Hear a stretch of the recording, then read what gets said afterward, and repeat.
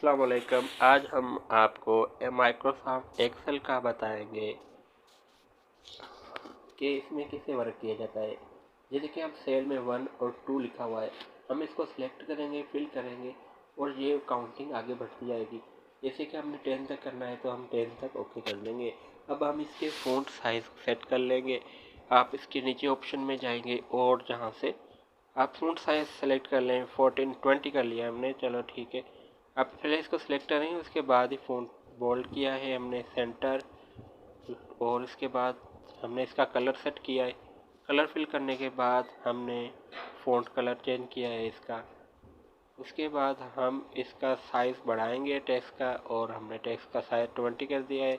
और अब हम जाएंगे टेबल बॉर्डर पर, जाके टेबल बॉर्डर दे देंगे। इस तरह से हमने अंडरलाइन भी कर दिया। वीडियो पसंद आए तो लाइक और शेयर करें, कमेंट करें। शुक्रिया।